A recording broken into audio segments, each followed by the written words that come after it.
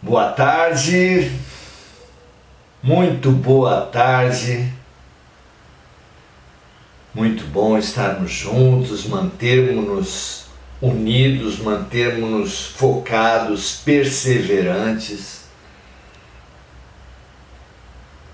Maravilhosa a imagem do equilibrista na corda bamba tendo que atravessar um enorme, um profundo precipício. Duas tarefas se impõem, duas tarefas estão na raiz do sucesso dessa travessia real, do equilibrista na corda bamba mesmo, e nossa, que simbolicamente somos também equilibristas, ou seja, precisamos demais do equilíbrio para fazer a nossa transição sobre um abismo terrível, porque é grande o perigo, muito tempo está em jogo, muita vida, muito desgaste está em jogo nesse momento que a gente está vivendo.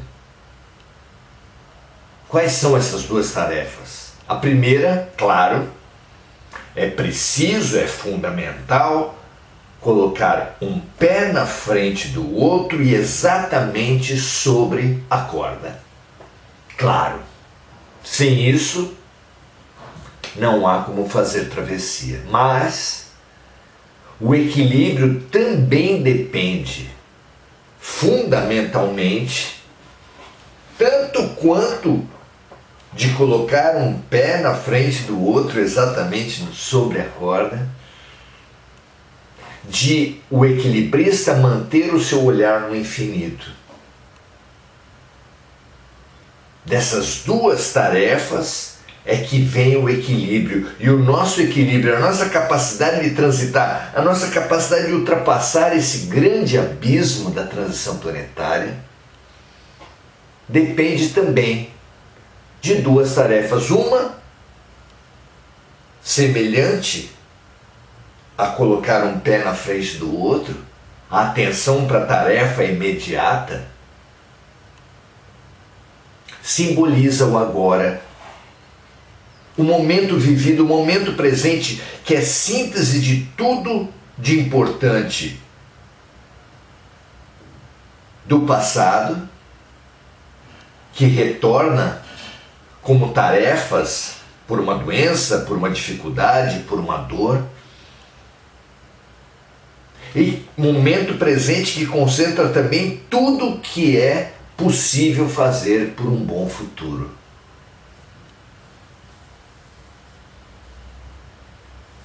Agindo corretamente, agindo equilibradamente, agindo inteligente, lucidamente.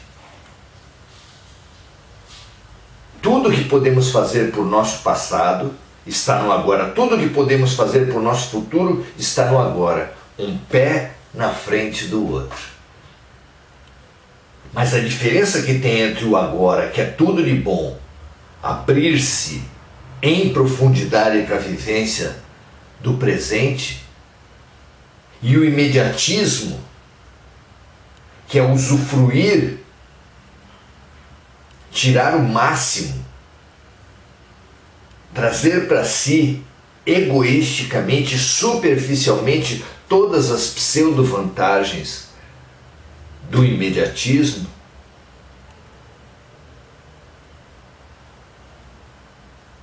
está em questões fundamentais como que o agora traz as lições do momento para o eu profundo, e o imediatismo traz as oportunidades do momento vivido para o eu superficial, para o orgulho, para a vaidade.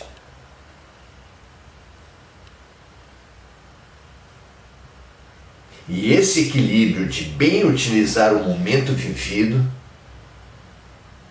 depende também de mantermos o foco no infinito,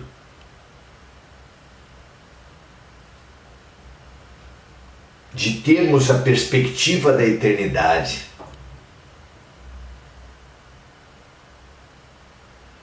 É muito concreto e é muito sugestivo que precisemos tanto dessas duas ferramentas para fazer a nossa transição. Mantenhamos o foco na eternidade. Abramo-nos de coração para as profundidades do agora. E de posse do todo equilíbrio fundamental, faremos a nossa transição. Muito bom. Estamos estudando a influência dos espíritos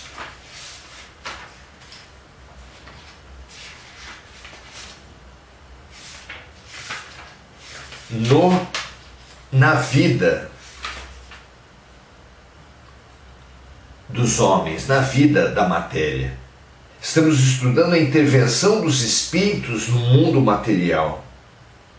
E hoje, para nós que temos vivido há tantos séculos, mas agora também, tristemente, mostrando como a humanidade, em certos aspectos, simplesmente não evolui, nós que temos vivido as guerras, que já fizemos guerras até em nome de Jesus, guerras santas, islâmicas,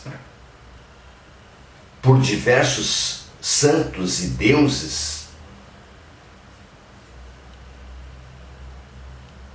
nós que já praticamos as mais terríveis barbaridades em nome do amor à pátria, em nome do amor, da dedicação e da fé,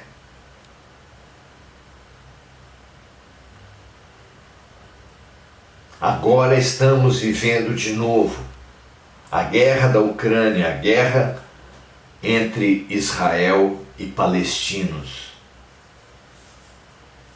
Entre dezenas de outras guerras, de outros conflitos armados que acontecem nesse momento na Terra,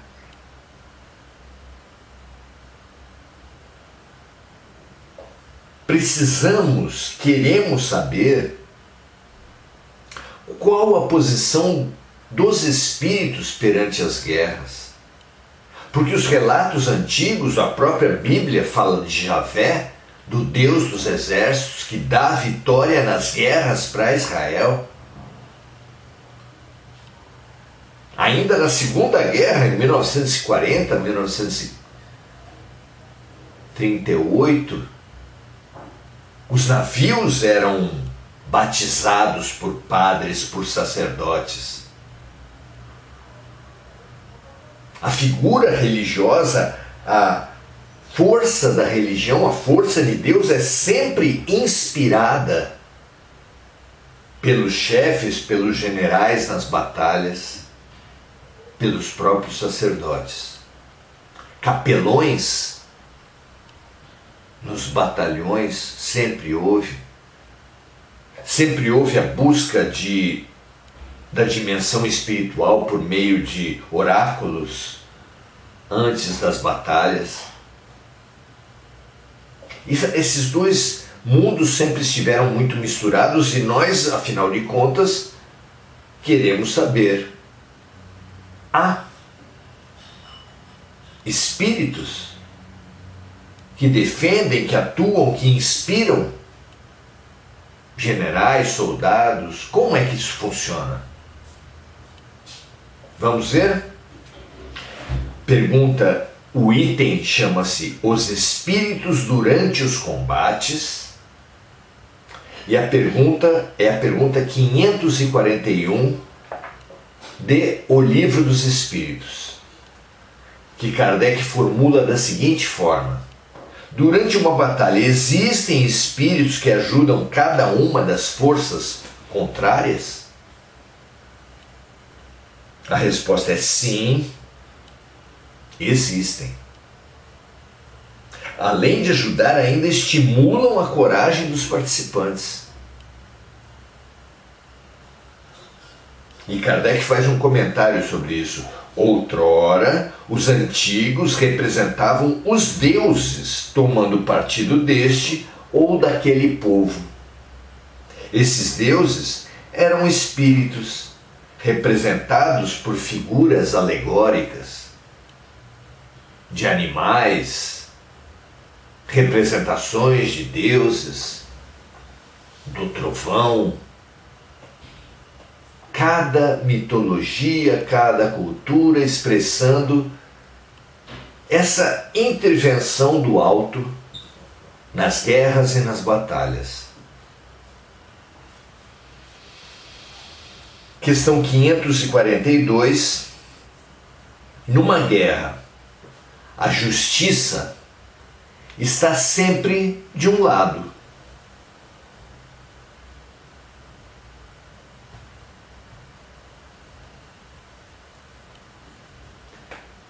Assim sendo,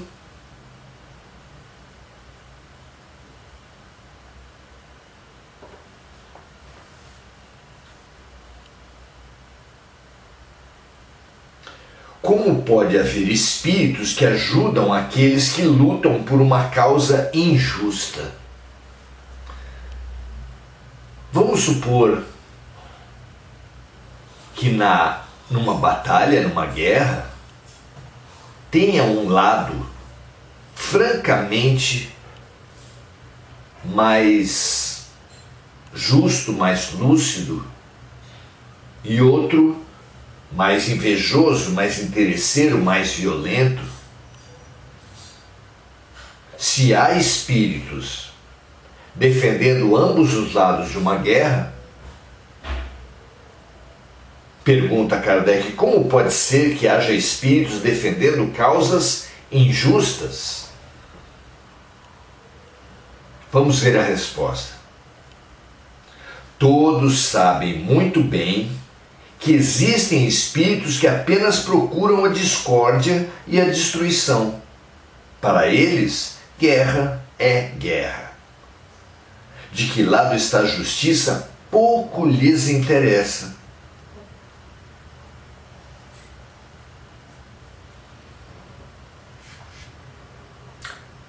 Enriquecendo um pouco o raciocínio, precisamos sempre lembrar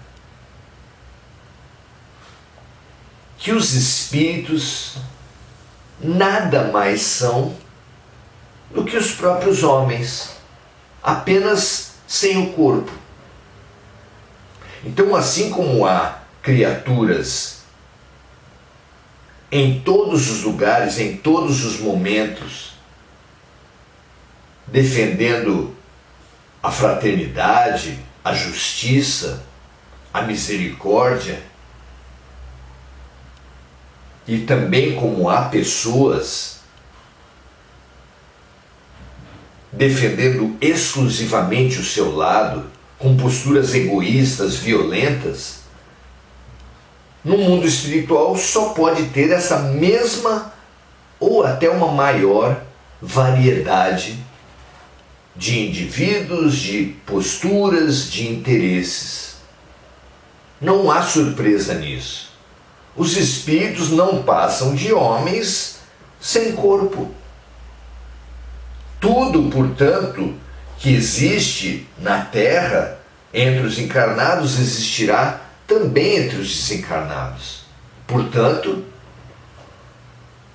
é natural que depois de várias vidas, ou mesmo depois na última vida ter encarnado numa nacionalidade, que o espírito se identifique com aquela nacionalidade. Se defendeu uma causa, é natural que ele se mantenha na defesa dessa mesma causa. E aí ele se engaja, não apenas na guerra clássica, armada, mas também na luta política, mas também nas disputas religiosas, raciais, de classe social, até de times de futebol ou de outros esportes. São os mesmos seres humanos.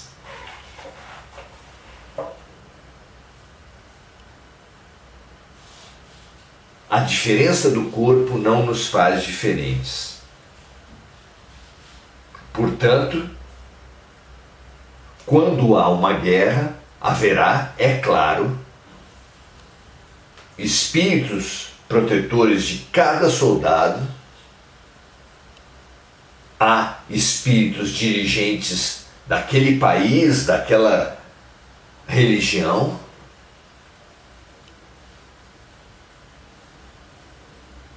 Em todos os lados haverá espíritos que tentam instigar, estimular que haja saídas diplomáticas, dialogadas, saídas que aumentem a fraternidade entre os povos, e haverá também espíritos violentos que instilem ódio nas pessoas, que estimulem a violência. Não é óbvio que seja assim? Vamos ler de novo a resposta. Todos sabem muito bem que existem espíritos que apenas procuram a discórdia e a destruição. E existem espíritos assim porque existem também entre os encarnados seres materiais com corpo que também procuram a discórdia e a destruição. Tanto para esses tipos de espíritos sem corpo, quanto para os espíritos encarnados com corpo, guerra é guerra, é a disputa, é a vitória, é o domínio, é o poder, é a humilhação do outro e a exaltação de si. É triste que seja assim? Não sei. É tão triste quanto uma criança de educação infantil não saber fazer uma conta, não saber ler bem um parágrafo. Não é triste nem alegre, é próprio da fase de desenvolvimento.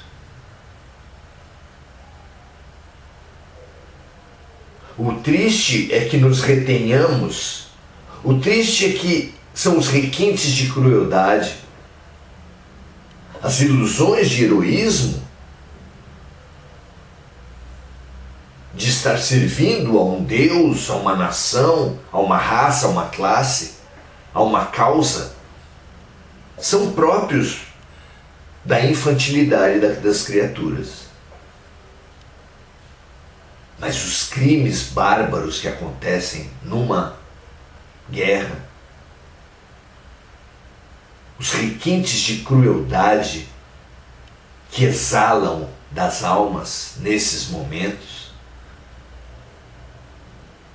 e que enredam as pessoas em um círculo de vinganças mútuas que às vezes atravessa séculos, muitas vidas, atrasando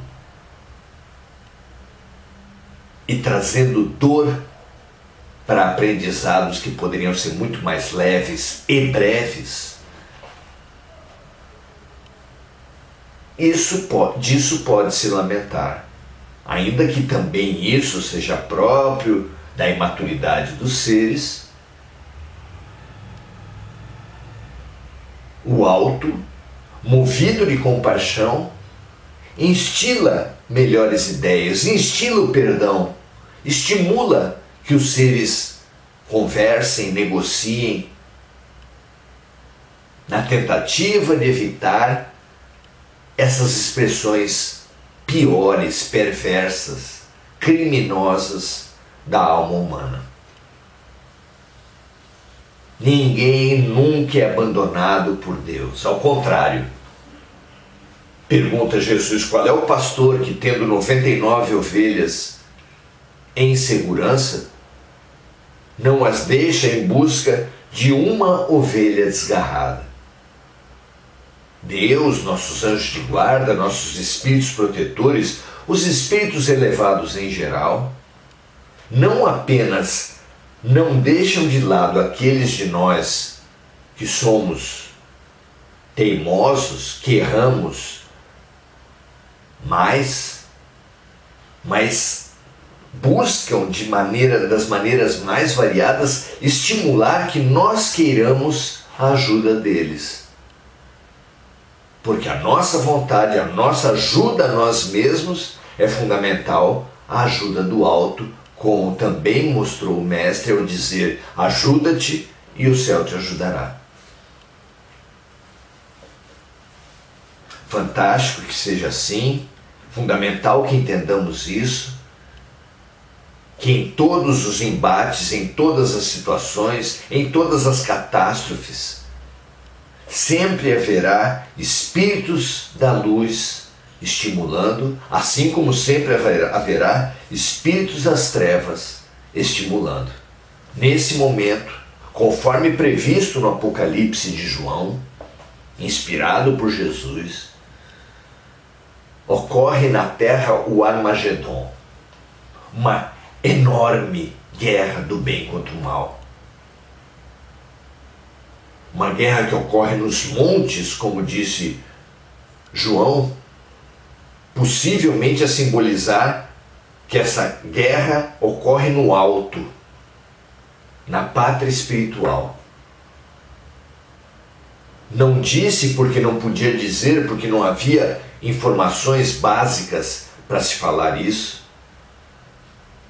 que essa guerra espiritual tem como matéria básica a energia que exala dos homens encarnados, que Kardec chama de ectoplasma. Também não disse, porque não havia como dizer, que esse ectoplasma é moldado,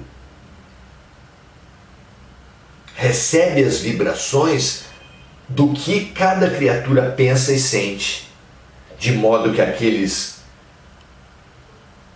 pessimistas, desesperançados, amargos, produzirão um ectoplasma das sombras, enquanto que aqueles que têm uma fé, que têm uma esperança, que cultivam um senso de fraternidade, esses emitirão um ectoplasma da luz. Pense, minha amiga, meu amigo, em cada embate que você travar, em cada conflito. Não é possível viver sem conflitos, mas é possível ter uma atitude A ou B, uma atitude de concórdia ou de discórdia, uma atitude de fraternidade ou de ódio.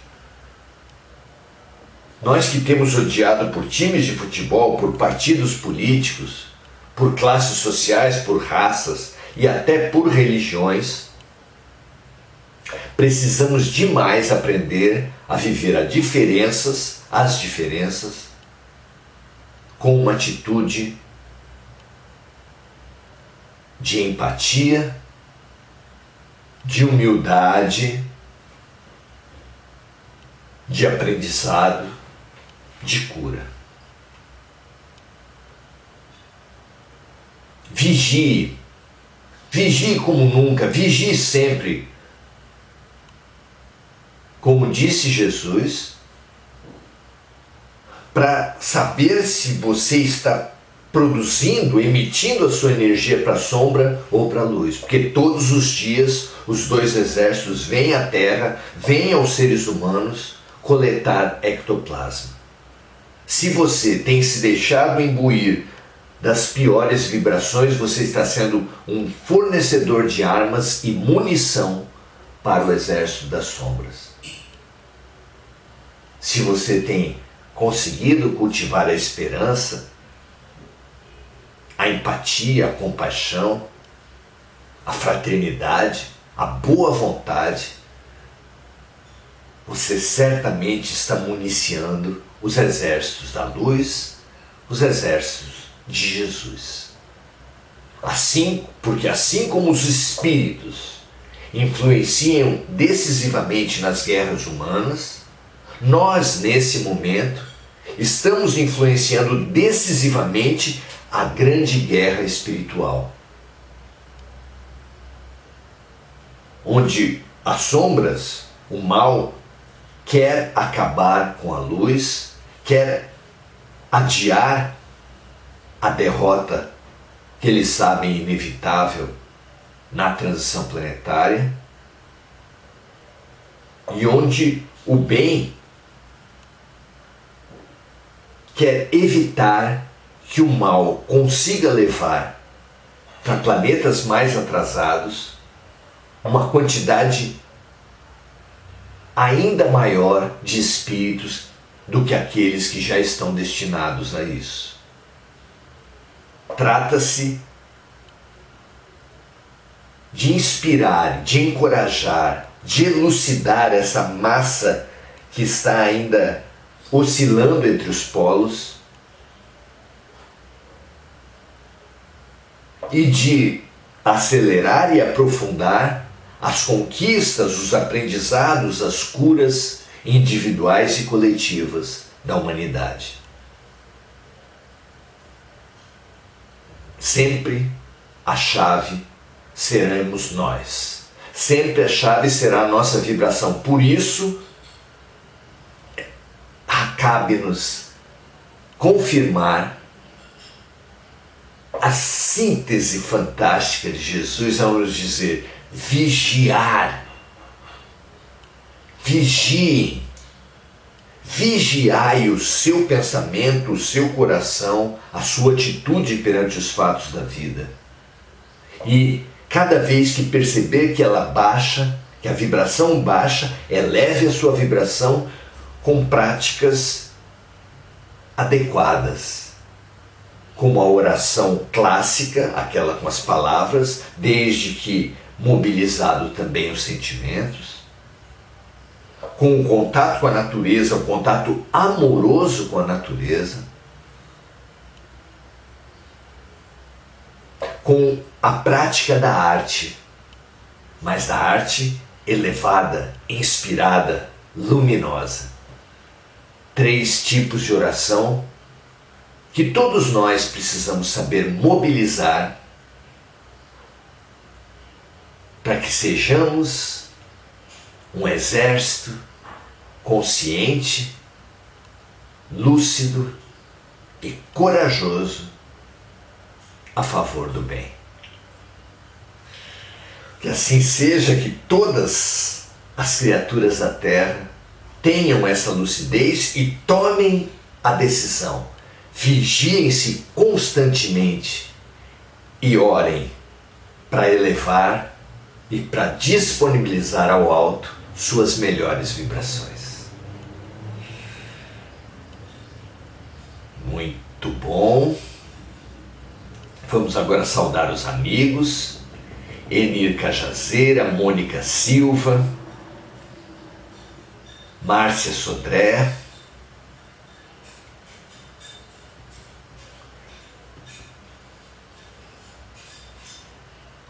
Enir Cajazeira falando da tristeza de que muitos inocentes é que pagam. Enir, não há nem pode haver nenhuma injustiça. Ninguém sofre inocentemente no universo de Deus. Nem poderia, porque Deus é perfeitamente bom e perfeitamente justo. Mas é claro que o mesmo aprendizado que o orgulho e o egoísmo dos homens transforma em dor pela vingança, pela ação violenta, se fosse pelo planejamento exclusivo, pela forma, pelas ferramentas exclusivas de Deus, seriam pelo serviço, pela compaixão, pela fraternidade. Seria mais rápido, mais profundo e muito menos doloroso. Mas Deus, nos amando em liberdade, permite que sejamos livres para plantar mal, ainda que nos sejamos depois obrigados a colher e a comer mal daquilo que mal plantamos. Injustiça, porém, nenhuma. Hugo Souza, muito bom e muito grato também pela sua presença. Adelaide Dias, Marco Aurélio Trindade, que lembra da passagem que Jesus falou: Perdoai, que eles não sabem o que fazem. Realmente, nós não sabemos o que essas vitórias, aparentes vitórias da terra, trazem de terríveis derrotas para a eternidade. Sandra Regina, Suzana Sasaki, nossa companheira aqui e no curso Aprendiz do Evangelho, que faremos logo mais às 19h30 lá no Semente de Luz, na rua João Ramalho 183 em São Vicente, que está aberto para a entrada de novos alunos a qualquer tempo. Você é nosso convidado, nossa convidada. Sayonara Angélica lamenta a tristeza desse matar em nome do amor, desse absurdo que temos feito há tantos séculos e agora inclusive. Mônica Silva lembrando dos encarnados e desencarnados, fazendo a vibração pela paz mundial. André Santos, Ju Passos, muito bom ter cada um de vocês.